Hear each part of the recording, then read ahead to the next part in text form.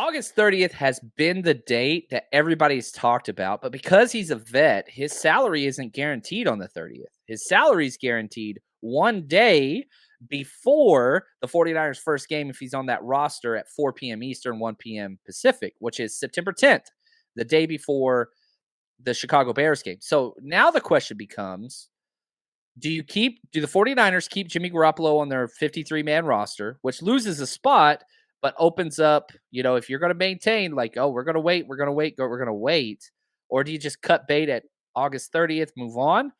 In your opinion, I think this is a two-part question. What would you do? What do you think Kyle Shanahan's going to do? Yeah, that's what makes it interesting, right? What will Kyle Shanahan do? Because Shanahan's one of those guys that he doesn't want to give Jimmy Garoppolo away for free, and Uh-uh. he doesn't want him to have a month to prepare to play against the 49ers with Seattle. And no matter what people think about Jimmy, he would make them a better football team. And I don't think you want that. So I think that I would probably cut him on August 30th for the mere fact I don't want to lose a player at another position because I see so much value in other positions. But knowing Kyle Shanahan the way that I do, I would not be surprised to see Jimmy Garoppolo all the way until September 10th be on the roster and then work out something with one of these veteran players that they can release, knowing that they'll end up coming back because they don't go through waivers. You could always bring them back, stash them on the practice squad, whatever you want to do.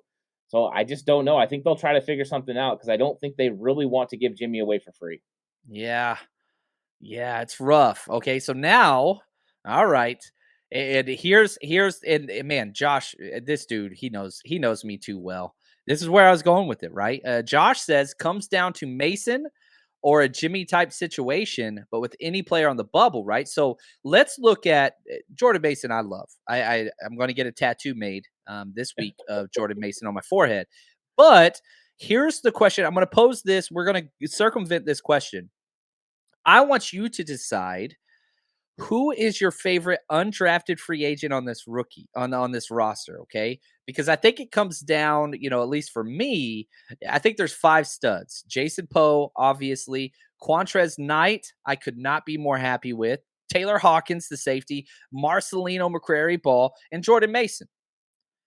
So let's start the conversation there. If you could say, Shanahan calls you up, Ant, pick one. Which one do we got to keep? Who are you keeping on the active 53? I'm going to stay pretty consistent with what I said all the way back on May 3rd when I broke down undrafted free agents. And I'm going to go with Quantrez Knight because he's a guy that has a star player for me. I think in the secondary, he's a guy that flashes, he makes plays. His run fits have been fantastic.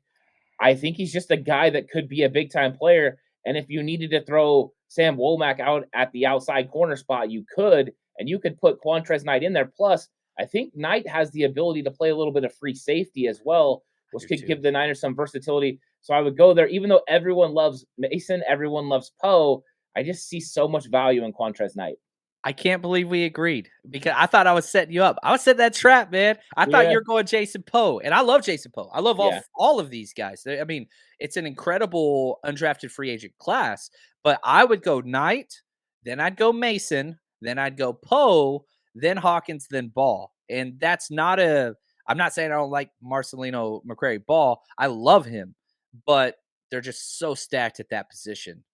He's got to overcome almost six guys to get there. Whereas Knight, he's one play away from starting at slot corner. One play. Yep. Poe, I still think Brunskill's going to be the backup everything. And Jordan Mason's just too damn good. Now, so let's go back to this question. I think you already answered it, but you would rather cut Jimmy and keep Quantrez Knight because that's the type of player that we will have to cut to keep Jimmy.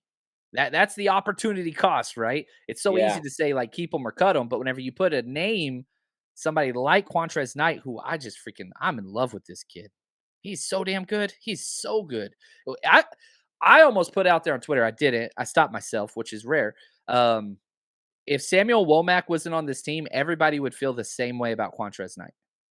I think you're right because he'd be getting those snaps, and my question marks with him coming out of UCLA was how good was the coverage going to be? Because at UCLA he was kind of grabby and he liked to pull on guys, but I've seen him already develop in those areas, and part of the reason is number one he's getting really good coaching, the secondary does a good job there, but he's been putting in the work.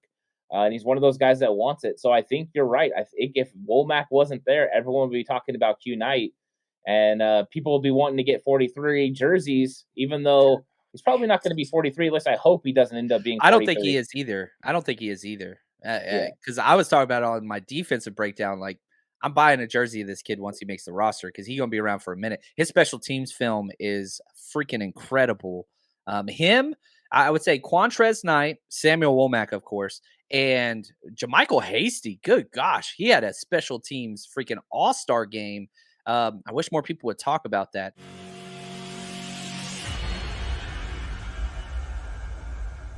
Time for the 49ers Rush Podcast.